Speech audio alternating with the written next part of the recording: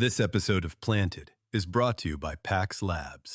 The Radio Misfits Podcast Network. When we talk about medical cannabis, we often focus on products, but for many veterans, the real issue isn't what they're using, it's whether they can access cannabis at all. Today's guest is Robb Harmon, founder of Veterans Cannabis Care. Robb has helped guide thousands of patients, hundreds of veterans included, through the medical cannabis process, covering full cost of certification so access doesn't become another barrier.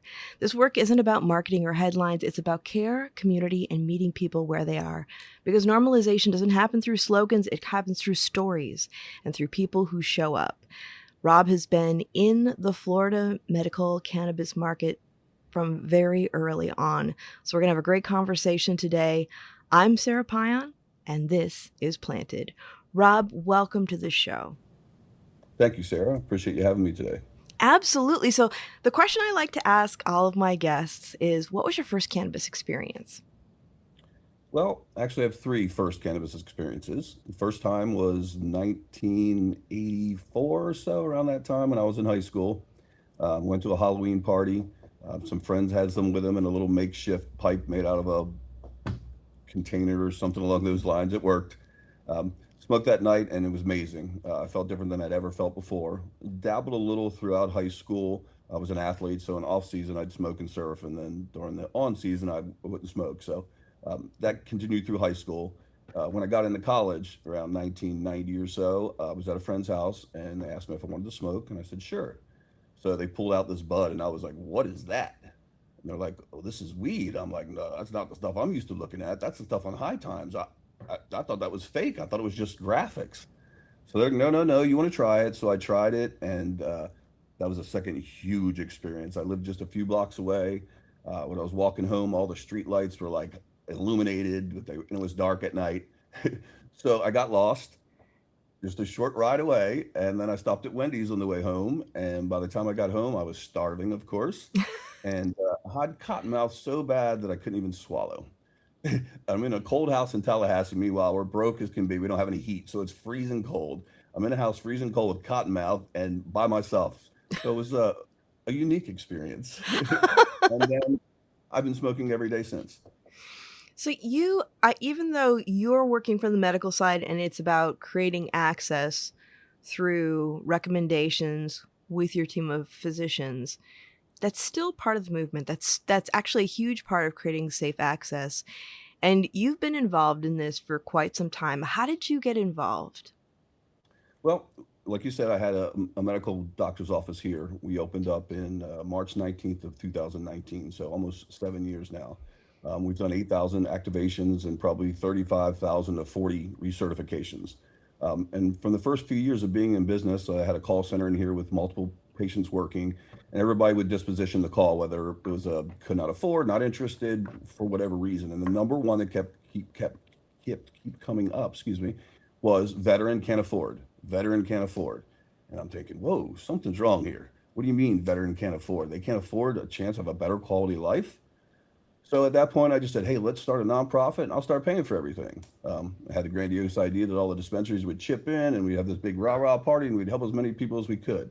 Well, we still help as many people as we could, but I didn't quite get the rah-rah party like I thought from the dispensaries. Not as quite as giving as I was hoped they would be. So we had to continue doing it. It's just part of my budget for my doctor's office, that whatever Veterans Cannabis Care needs, Veterans Cannabis Care gets. At some point, if I can break even every month, that would be like a huge windfall for me. So the goal is just to break even at this point and just continue to try to help as many people as we can, because the demand is so huge. I have a waiting list of 300 people around Florida now that need help. I'm booked all the way until April now on my monthly event. I just need some help. Yeah. It's really important that we support this because, as we know, veterans are they do so much for our country, but they're also one of the least served populations. They fight for us. They come back. I know, I have veterans in my family and you have veterans in yours. So that makes it extraordinarily impactful. Not just, we know veterans need help, but our families have been touched by this as well. Yes, 100%. And I'm not a veteran. It came strictly out of a need. There was a real need for it, and I saw it, and someone needed to do something about it. My dad just happens to be a vet. My grandparents happen to be vets. My brother's a vet. So it wasn't the cause that started it, my parents. It just came about that way, and it just happened to fit the bill. So we've been doing it ever since then. And like I said, this last December was 4 months. I'm sorry, 4 years since we've done it. We just reached 1,000 that we've done for free, saving them almost $300,000. Well, that's awesome because a lot of the veterans organizations that we're seeing, they're headed by veterans and they're doing great work, but we need to have more people in there doing the heavy lifting alongside of them, especially because a lot of them have been through so much. And so to have to continue fighting when they're back on home soil that's exhausting. And it's a financial thing, of course. But what most people don't realize is no matter how cheap it is or how many discounts or things they have at dispensaries, if you don't have access, you don't have access. Right. If you go to the store and buy it, all those sales don't do you any good whatsoever. And I've been trying to get this through the dispensaries' heads. They need access, and then you need to give them cheap stuff too. But they need access. So I'm making some ground, but I wish I could make a lot more. What are you seeing going on in the medical cannabis market in Florida? Because I know the last time that I was in Florida, and it's been a while, I was on the faculty of Patients at a Time in 2015, and there wasn't a medical program there. And at the time, it was looking really promising, but there were several roadblocks along the way. Well, it started out, I might be wrong on the years, 2015, 2016. At the time, they only had inhalation type products, no flower whatsoever. And I spoke to a couple of them, and a couple of the dispensaries didn't even have flower as part of their business plan moving forward, which I thought was just crazy because it's 50% of the sales. So by talking to them, I can't seem to figure out why. Truthfully, they're not helping me. I guess it's money. They all had outreach programs. Then right before Amendment 3, which was adult use recreational last year, 95% of them cut the entire programs out because everybody just assumed that recreational was coming around. Well, it did not come around, and most of them didn't re-implement that back into their business plan. So I'm getting really, really a lot of support that I'm not getting the support that I need at this point. So we're really just reaching out to try to get other people to help. I'm going after ancillary businesses, whether it's vape companies or drink companies or whoever I can to try to draw up some attention, because here in Florida there's only 25 licenses. It's from seed to sale. So I have very little pool of people to go to for help dispensary wise. So I've just gone outside them and tried to go to other people like Weed Maps and some of the brands that are at the dispensaries like Wizard Trees and Connected and Alien Labs. So I go after them instead of necessarily the dispensary itself. And that seems to be working a little better. Yeah, the brands tend to have, I think there's a lot more thoughtfulness and generosity by and large with the brands. I know when I ran a compassion program here in California, which is, we were allowed to, we still are actually, because we pushed to get this allowed again after legalization. But we are able to give donations of free cannabis to chronically and critically ill community members that have their medical cannabis cards. And the dispensaries don't quite know what to do with it, but the brands, as stressed as they are here with the massive extinction events that we're having here, they still remember the heart and soul of why we're here. And most of them are quite generous with the compassion programs. I think that when dispensaries don't have outreach and don't look at how important it is to support their community, they really miss out, because whether we're looking at a era of legalization with, adult use, recreational use, or medical use, community is so incredibly important. It's important in the culture of the cannabis movement, but just as part of being part of a community, it's so important, because where would you rather give your money? To a business that just kind of shows up, or one that actually interacts with the community and shows that they care and that there's meaning and purpose behind what they do? So I think that they should be looking more at supporting organizations like you, if only for the sake, I always look at like how to get in with ROI with people to do the right thing. I mean, it should be more than that, but breaking it down for them, it actually does affect their bottom line when they participate in programs like this. Yeah, and giving should not have an ROI on it. It really shouldn't. But if we can get them to do it, I'm like, hey, let's take that and use it for good, you know? And we've tried some incentives where, I typically have, when I do get a sponsor, they come in and they sit in, they get to meet 21 brand new patients in essence, to try to get them come to their dispensaries the first time. So, I really say, where else can you go to get 21 veterans to try to come to your place first? Because Right. typically people go to places that they went to first or it's closest to their house. Right. You can get them to come to your first, but you got to give them some kind of incentive. Well, we have great first time programs. Okay. Everybody does. What sets you apart? What makes you different? Why, when they leave this door, are they going to go to your dispensary first? Because you're going to do something special for them. Something as little as a $50 gift certificate that lasts the next 24 hours. Little things like that, so they make them feel special, because everybody's got first time discounts. I don't know, you know how it works here in Florida, but everybody has 60% off the first time, 40% off the second, 30. So there are those savings out there.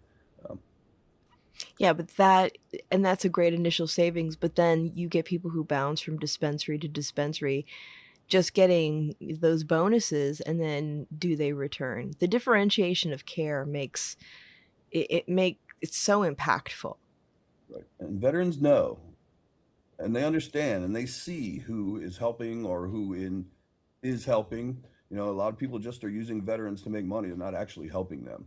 And a lot of people are sayers and not doers, and I don't like sayers. Yeah, same. I watch what people do much more than what they say. Um, and it's not about anything about help. I've tried to work with some nonprofits, and some work, some don't. Some think you're stealing their thunder. There's no thunder. There's plenty out there. We're No. just trying to have one certain goal. I don't need the thunder to say I did more people than you did. Who cares? It doesn't really matter. We're just trying to help people. No, well, I mean, and that's it. When we're looking at helping our community, it's all hands on deck. It's not about, competing. It actually, working together will be more efficient with helping everybody. When you were first starting this, what surprised you most early on? The age of the people coming in. Yeah.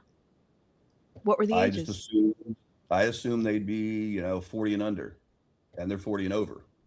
Our average is probably late 40s even. Not that many younger kids coming in like I thought it would.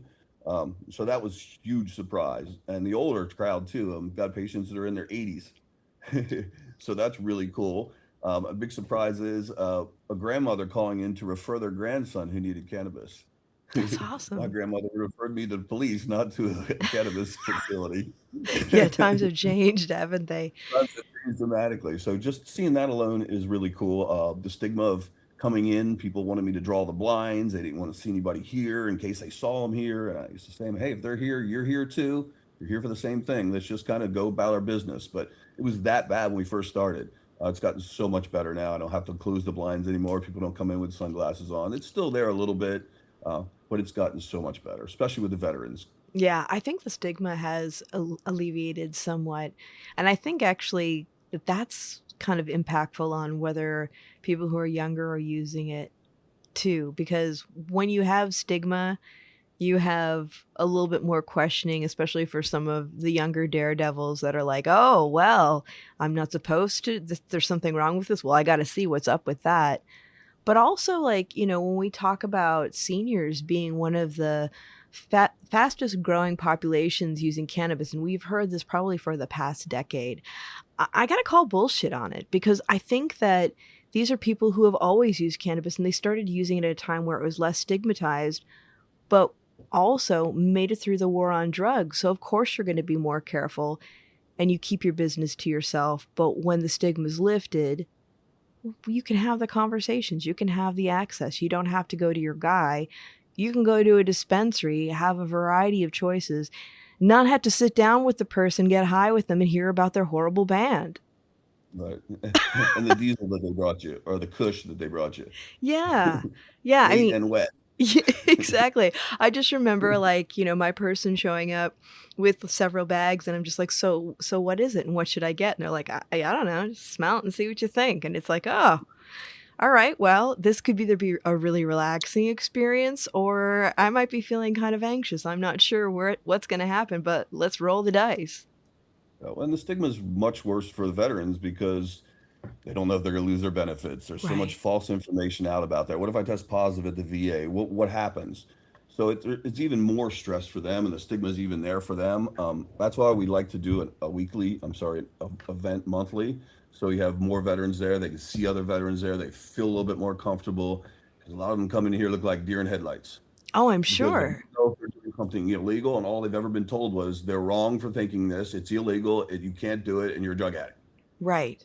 Right. Well, and when you look at, with the veterans that I've worked with, a lot of them have worried about losing not only their benefits, which does not happen anymore, thank goodness, but they can lose access to pain medications. And even though cannabis can be really good for pain, some people need a more integrative approach where they have both cannabis and pain medications, which causes them to not have to use as much of the pain medications. They don't necessarily go away, but it certainly can go down. How are you able to help veterans, kind of with their anxiety and fear around using medical cannabis, having access, and what they're going to be seeing at the VA when they go in for treatment? Still smoking joints? Okay, we need to talk. If you love cannabis but you're still lighting it, let's look at what's actually happening. When you burn flower, you're creating smoke, and that smoke contains harmful compounds like tar, soot, benzene, and formaldehyde. In fact, almost 200 different compounds have been detected in joint smoke. So how do we know this? PACS decided to study it. In controlled lab testing, they compared joint smoke to vapor from their devices, using the same flower under the same conditions, and measured 16 key harmful compounds. The result is pretty striking. Vaporization reduced those compounds by more than 95%, because when you heat cannabis instead of burning it, you change what you inhale. You still get cannabinoids and flavor, just without all the extra stuff that comes from smoke. This isn't about judgment, it's about information. If you want to learn more, go to pax.com/science. PAX is setting higher standards so you can smoke less smoke. And for Planted listeners, get 20% off at pax.com with code PLANTED20. Well, one, we treat them with respect when they get here. I know that seems like a novel thing, but it's truly something that really works. They walk in, you look at them in the eye, and you say, welcome, with sincerity. How are you doing today? Okay, where'd you drive in for? Because people usually drive from as far as 6 hours away to come to the events.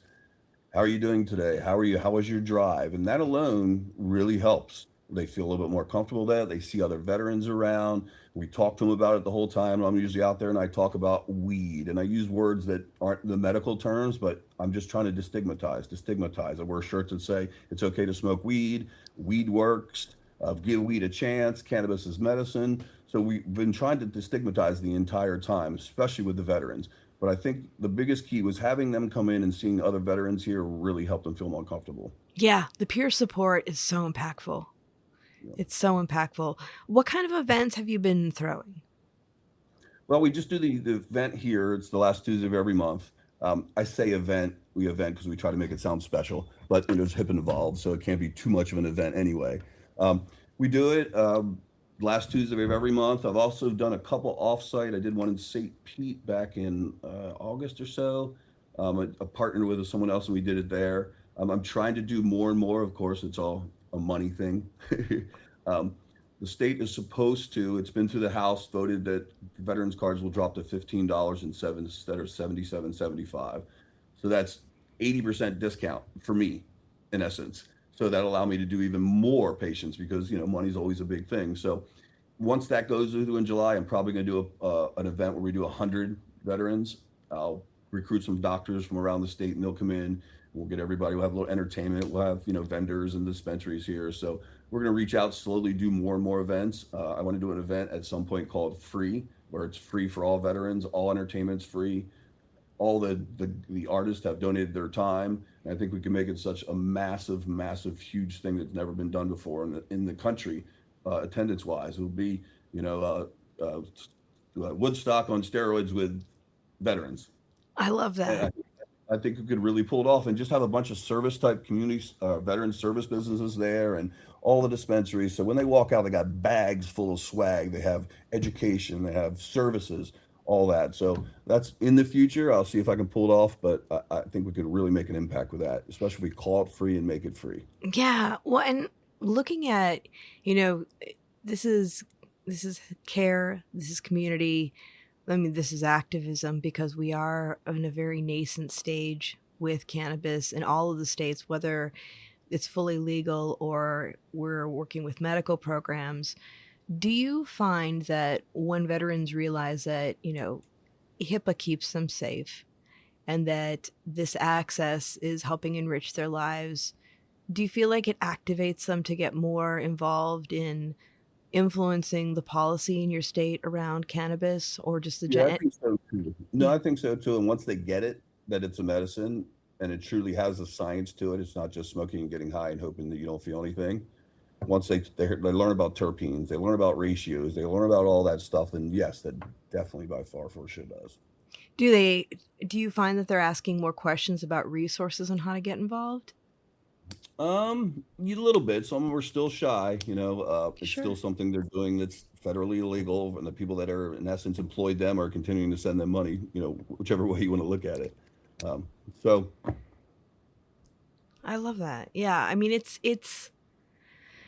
baby steps and everybody meets it in their own way, but I love seeing people get activated. I love seeing people get curious, and more than anything, seeing people being able to help find the balance however that looks for them. And we do same thing where we have a referral program here. We get $20 off your next referral. So a lot of veterans even use that. If they send me 4 free veterans, they still get their next appointment for free. We try to do as much as we can. Originally, we had planned to pay for renewals too, but budgeting didn't Yeah, allow that to happen. Hopefully, at some point it will. that's So, the reality. I mean, you can only do so much, but as I think, organizations grow and as we more people learn about what you're doing, I can't imagine that they wouldn't want to support this kind of work. Fingers crossed. For sure, for sure. you're preaching to the choir. Right? So many people I talk to really they really want to help. Maybe it makes them feel good to talk about how they want to help, but once they get out of my presence, they tend to not hear from them again. So, it's a little frustrating because people really want to help. And, I just get lost in the shuffle. It's not me, it's not what we do, it's just life. So Yeah. that's a bit disturbing sometimes, just because I think I have someone that really, likes our mission and really wants to help. And then I don't talk to them ever again. So Yeah, that is frustrating. healing is hard. Yeah, well, and that's one of the reasons that we're having this conversation today, because we want to reach out to people who can get involved and reach out and say, Rob, I want to help. Like, what can I do to contribute to help your veterans get access? You are a Florida native. Why is Florida's program uniquely different? You've seen it from its onset to today, and you have some unique difficulties in your state around policy and access. Well, one of the biggest hurdles for veterans is the fact that you have to see the doctor in person the first time. That doesn't seem like a big thing, right? But if you don't have transportation, you're incapacitated, you can't drive, or for whatever reason, all of a sudden you are just shut out. Right. Especially if you live in a rural community, your only access is through the VA. You don't have the money to do outside health care. So if the VA doesn't offer it or doesn't support you, then again, you fall through the cracks. So that's a tough thing that really, really frustrates me, and that's something we're going to try this year to get it. So a House bill can see veterans, doctors can see veterans for the initial visit, just veterans. I know there's currently a House bill in there for them to do all patients first time visit by telemed, which would help us too. I don't think it's going to go through, but it would be really nice if we could at least get the veterans, because I mean, of the list of 300 people I got, all of them are an hour and a half away. So I got 300 people immediately that need help.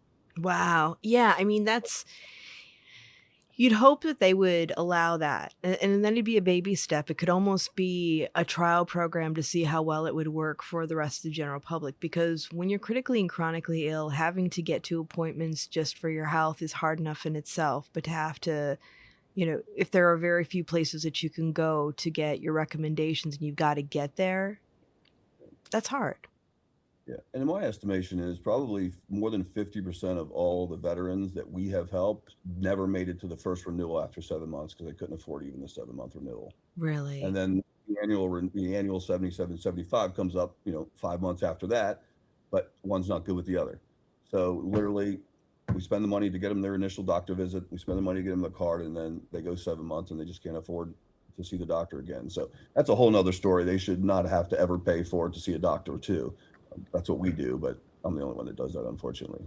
Yeah, that's really frustrating. When you're looking at the veterans when they're coming in, how are you navigating the stigma, the fear, and the misinformation? I know you're having events, but I know there are also members of this population that events aren't really their bag. Right. We just through love, literally love, education, hearing them, listening to them, and make them feel heard. Those alone are a huge thing. People come in and from the very first experience, they feel comfortable. You know, they're already a little sketchy when they come in or for whatever reason, but if you say hi to them and you talk to them and you engage them and you make them feel comfortable, those little things go so far. And that alone has been, I think, our biggest uh, success is that we treat people like human beings. Yeah. Well, and Not then hard, from huh? from a harm reduction's perspective, how do you think that that's been impacting this population? They don't have access. They don't know access, no chance of coming off of alcohol, of coming off of opioids or whatever, they're struggling with to try to mask whatever they're feeling from the war or being in the service, whatever you want to call it. Well, and I imagine that coming in and being able to achieve that access and have a group of people who are supportive and educating them, that allays a lot of fears, and it probably really helps with some of them with the state that they're coming in as, like with the nervousness and the stress and the wondering about judgment, and then just the underlying issues that they have from, being in a war environment and coming home. And I can feel it as soon as they walk through the door. Yeah. And so as soon as they walk through, I can tell that they're feeling uncomfortable. So we do a little extra with them. Hey, it's okay. It's a safe place. You're going to be fine. We're not judging you here. We're here to help you. Just those little bit of words, and you look at them in the eyes and make them feel that you actually mean what you say, does a whole lot. And our goal is to look at them and them have a look at us like, why are these people being so nice to me? Yeah. It's an amazing feeling. Yeah. Well, I mean, it's having people in your community that advocate for you is huge, especially for Mhm. people who feel like they've been forgotten. Yep. And a lot of them like it, the fact that I'm not a veteran. There's not too many veteran-based nonprofits that it's not veteran-owned. So they really like that too. They understand that and they respect that. So I think that gives me a little extra in with them, some more rapport with them. Mm-hmm. Yeah, I mean, having somebody who wants to help is enormous, because it's just so hard. I know, like when I worked in a dispensary, some of it's a little different because we'd see them more often, but we'd become a part of their community where, they may not see a lot of people throughout the day, or they may not get a lot of kindness. And to be somewhere where they feel like they belong, they're supported, they're accepted, it makes a huge impact on one's mental health, and it changes a day. 100%.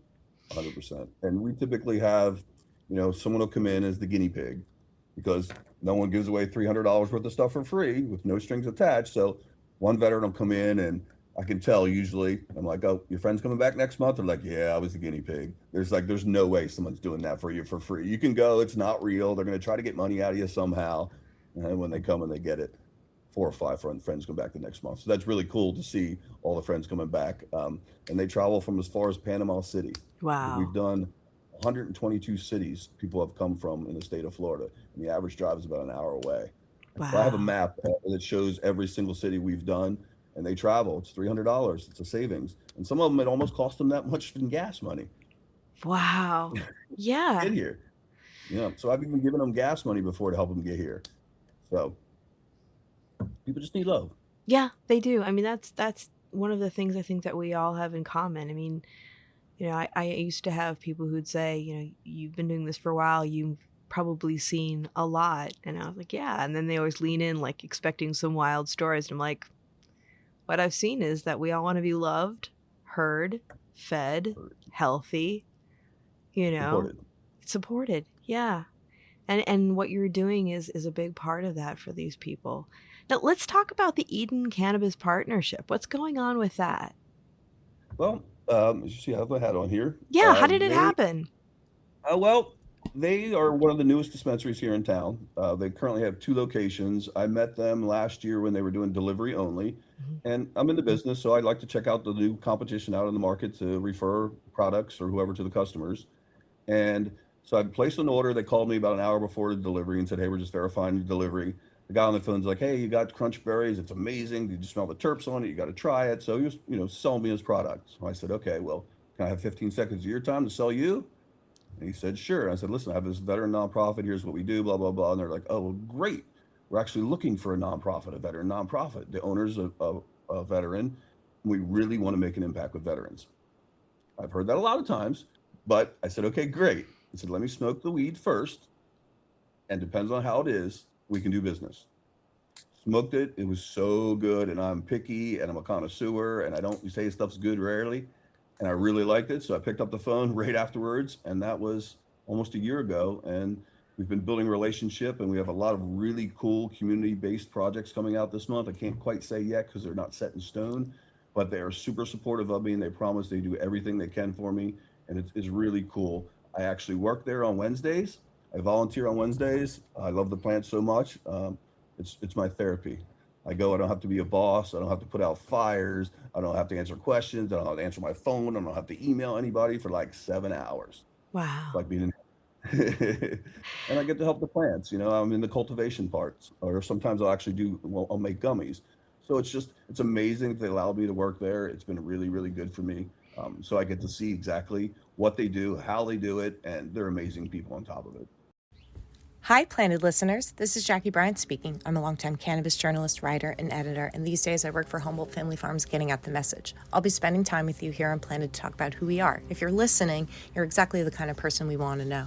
We're a collective of legacy farmers in Humboldt County. Some of these families have been growing on the same land since the 1970s, long before Prop 215 or anything else. They grew it for family, friends, and patients because they believed in this plant when believing in it was risky. That's still who Humboldt Family Farms is. Sun-grown, living soil, legacy genetics, terp profiles that run double the industry standards. That's what happens when you let farmers take the reins.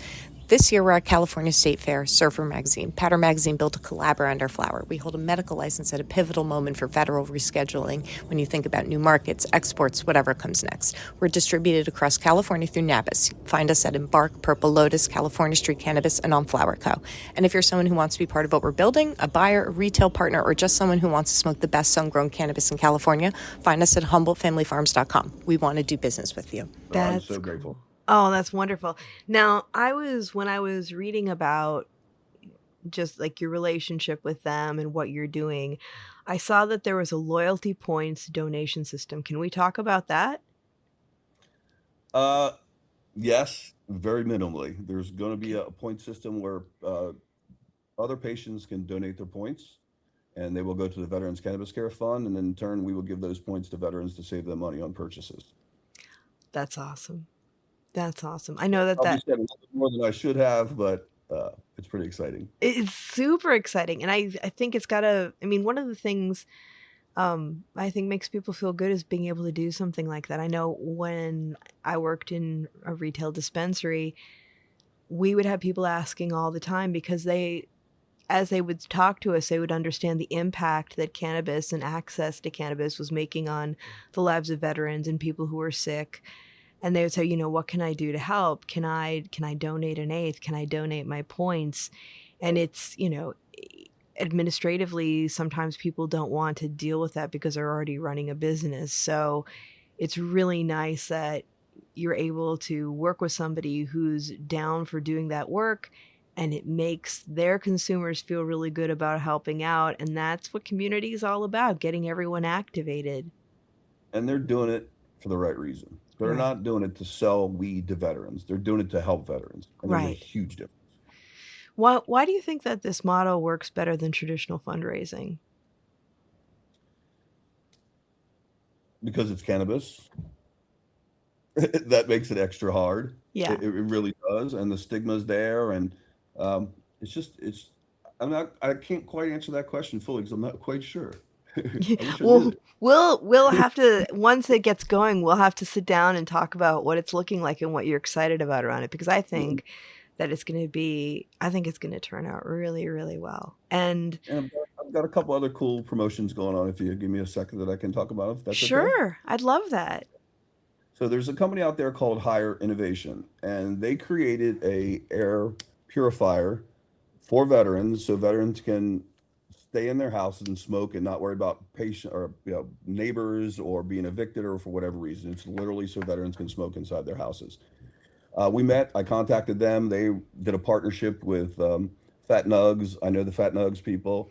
So I just reached out saying, hey, congratulations. I see you got a new partnership with them. And then they saw I was a veteran. And then we just kind of started talking.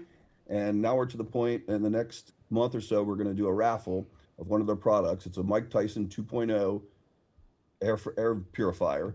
It's one of 2 signed ones. And we're going to promote it, sell raffle tickets, and we're going to sell that. And the money goes to Veterans Cannabis Care.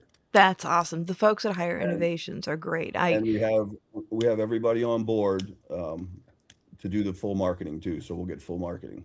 Oh, that's awesome. Yeah, So I'm Higher super happy Innovations. and so grateful for them. It's Alwyn and Ashley. They're amazing. Do you know them? I know Ashley. She's great. Oh, And yes. I know that they work with Fat Nugs, and the team there is amazing too. Dustin and his team are awesome. So Yeah, I met Dustin right when he started Fat Nugs. I just kind of reached out, we connected, through LinkedIn, and we just been back and forth. And now I was actually my story was on the front cover last month of Fat Nugs. They've done a couple pieces on me. I was in the Faces of Cannabis. So me and Dustin have gotten pretty close. I had known him for years before I knew him. And then when I went out to MJ Biz, I got to meet him. So it was really cool. that's very cool. MJ Biz this year? What's that? Was it MJ Biz this year? Yep. Oh, right on. Okay. Yeah. So were you at the Lights Up Las Vegas party? Yep. Yeah, I did a little interview there too. That's fun. Yeah, we did some podcasting there. I wish I would have known. We would have been able to hang out. And I tried to run into Seth too. He was doing a little thing outside. I didn't get a chance to run into him. But it was my first one, so I didn't know whether the crowds were different than they were the year before. And a lot of people said the crowds were down a little bit. But I made some really good connections there. People actually got the chance to hear me. I also met another company called Cannabrand Solutions. Mm-hmm. They are a distributor of C-cell batteries. So we did a partnership where they supply 100 free vape batteries with my logo on them and their logo on them for veterans for me to give away every quarter. So C-cell absorbs part of the cost, and then Cannabrand Solutions absorbs some of the cost, and then we get 100 of them free. So I give them to veterans every month, which is cool. So it's another really exciting thing. I met Danny at MJ Biz. I was walking the floor looking for another guy that I met on the airplane on the way there. Uh-huh. And he just happened to have the booth right next door to him and say, hey, this is what Robb does. Danny's like, oh, this is great. Within 5 minutes, he picked up his phone, sent a text to his marketing director, Liv, and he said, let's get something going for Veterans Cannabis Care. So within a week after MJ Biz, we're in production on the batteries already. So I like doers. Yeah. Yeah.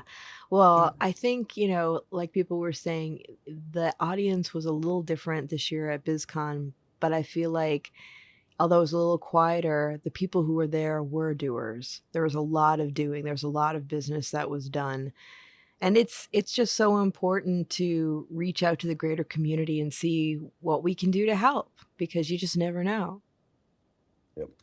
I know, and I tried to target, veteran-owned businesses that were on the floor, and there was only 6 of them. And of course, there was only one decision maker there, and I actually had a chance to meet him. And now we have cartridges or vape batteries. So it was cool. I did really well there. Of course, the party is where you meet everybody. Mm-hmm. The best people I met. Jason from Jerome Baker. I've had so many Jerome Bakers through my life, and it was like he's an idol. So I got to meet him. So that was really cool to meet him too. So I had a really good time. It was really, really good for me. We got our name out there, and we got a lot of love from it. So we'll see what happens moving forward, because some people may disappear. Some people may still be doers. It sounds like you got a lot of inspiration from it too, not just help. Well, finally, because for the first 3 years, we didn't really worry about anybody else. We just did what we did. And now, when people recognize me or say, hey, I follow you on LinkedIn, or hey, what you doing? So it kind of becomes real at that point, because when I do it, I just do it. It doesn't seem to be what everybody else sees from the outside. So getting that recognition has been all uber cool and uber, what's the word I'm looking for? Motivating. Yeah. Yeah, absolutely. Yeah. So, you have, this is a lot of work. What keeps you going when the work gets heavy? Love. People need love. Yeah. That's what it is. And it's not work for me. It's fun. It's stressful sometimes, but it's still fun most of the time. Not stressful. It's stressful sometimes when it's still retail. somebody you've helped someone is screaming and yelling at your people that work for you and calling them names. But, we are humans and it's still retail. So those kind of things aren't the greatest, but it's just all part of it. You just got to keep giving. The more you give, the more you get back. Yeah. Yeah, absolutely. And we've talked about the evolution of Veterans Cannabis Care, but we haven't talked about the fact that you were inspired by the Ronald McDonald House model. Will you explain for our listeners how that came to be and how you infuse that in your work? Well, very similar in the essence is they pay for nothing. They come here to get help, just like they go to whatever for the Ronald McDonald House. They go here, they get love, they get support, both financial and emotional support. So we've done it after that, because it's been a really successful model, and people really need support. And that's true support, is making not someone worry about anything financially. That's really, really impactful. Yeah. Can you give me a moment, maybe like the first moment that really affirmed your mission? When I met a veteran, it was after hours. We had done one of the events. He was sitting around, just talking, and maybe more aware of a little bit of the extra things that we never knew about. Hey, I'm on a budget, and I got this month. I got to juggle my budget, whether I'm going to pay this bill on time or this bill on time, and I literally don't have the money, and there's no one else that's helping me. And I cannot believe, I get that look in your face. I cannot believe that you guys are being this unbelievably cool to me. That alone will just keep you going, keep you going. I wish everybody could experience that. And so truly a real look. And I can see it. Their eyes get big, and it's like, why? Why? Because you know what? No one's ever gave them that much love, especially based on cannabis. Yeah. Yeah. For somebody who wants to help, whether it's by contributing to another program or starting a program on their own, what would you tell them about how you feel, your reflections on service and responsibility? This episode is brought to you by Fat Nugs Magazine, a global perspective of cannabis and stoner culture as a bridge to the rest of the world. Right now, you can join Fat Nugs Magazine, Beard Bros Farms, Freedom Grow, and Jailed for Weed in the upcoming Prisoners Edition and help spotlight current and past cannabis prisoners and their stories, because no one should be in jail for a plant. Find Fat Nugs Magazine's beautiful print copies at your local dispensary, fatnugsmag.com, and on socials. Cannabis culture welcomes us all. Well, I went to college and smoked weed because people go into the service by their own accord. Hello? Oh, I'm still here. I just, my video is just going down a little bit, but you can hear me, right? Like, no, not again. No, you gotta love technology. No, we're still here. Okay, cool. Why don't we ask me the question again? Sure. So the question is, with your work and, reflecting on that, for somebody who either wants to contribute to an existing program or start one on their own, what are your reflections on service and responsibility that you would share with them? Well, the service alone is the big part of it, of course, for the veterans. But what most people don't know is there's so many ancillary or residual things that come along with that. The family suffers. The family feels it when the veteran's suffering. The family feels it when the veteran's stressed out. Everybody feels, and I think that's one of the things that people don't know, that you're actually giving to the family and not just the veteran. Yeah. Yeah. I mean, it saves marriages, it saves DUIs, it saves domestic violence, it saves a lot of things that people don't know that it saves. Just a veteran being back connected to his life again. The family is now a part of it instead of them being their own, whatever state you want to call it, their state of hurt. But just being, hey, it's so amazing to see he's back a part of the family again. He's going to the kids' events. He's not paranoid. So there's so many things that people don't know. And that's the impact that they all should feel the love from us, because of the impact that they feel from what they did for us. Yeah. Yeah, it's so important. It's so important. Now, as we wrap up, and I have loved our conversation, and I can't wait to see how this grows. But how can veterans connect with VCC? You can go to www.veteranscannabiscare.org. There's a sheet that you can fill out in there and contact me, or you can call us directly at 866-998-0420. Awesome. And how can listeners, dispensaries, and brands help you? Well, there's a donate button on my site. You can either donate directly or you can give us a call, and there's products. We would love to have products. Anything from lion's mane to anything that I can give veterans that helps them is good with me. That's awesome. I love your message on sustainable, dignity-based support. For people who want to follow you on social media, how do they do that? Best place to find me is on LinkedIn. It's Robb Harmon on LinkedIn. I'm limited on the other platforms because over the years they didn't like cannabis, and I just never really started anything cannabis-wise. But I am on Facebook. I am on Instagram. Instagram is Veterans Cannabis Care. Facebook is free Florida vet cards. So mainly LinkedIn is where my big thing. I have, I think, over 5,000 followers, and I've done very well on that. And I've got a lot of really, really good contacts from there. Typically, when I just send a cold message, I get a really good response because we're just trying to help veterans. Right. So it's been very, very successful for me, the LinkedIn too. So you can find me there, or you can call me up, and I'm willing to talk to anybody. And then finally, what are you excited and hopeful about in the future? I'm excited and hopeful that cannabis is the Bayer of the 21st century, I believe. And I believe so many more medications are going to move forward that are plant-based. And I hope and I believe that it's going to be a part of it. And opioid addictions are going to drop dramatically. Death's going to drop dramatically. Alcohol is going to drop dramatically. We're already seeing it with the purchase of alcohol is dropping. So my future is hoping that the cannabis really changes a lot of the bad parts of the United States or the world. Here's to that. Thank you, Robb. It's been a pleasure talking with you. I can't wait to hear when we get back together next time what's happened and all the great outreach has happened, because it takes a minute. And I feel like you're in this space where things are really starting to take off, especially with some of the connections that you're making in our greater community. And I just wish you all the best. Thank you for doing what you do. Thank you so much. I appreciate you having me on. Absolutely. I hope to be back. Will do. Yeah, anytime, my friend, anytime. All right. Awesome. Bye-bye. And everyone, remember, if you like listening, please give us a review, share it with a friend. Let us know what your favorite episodes are.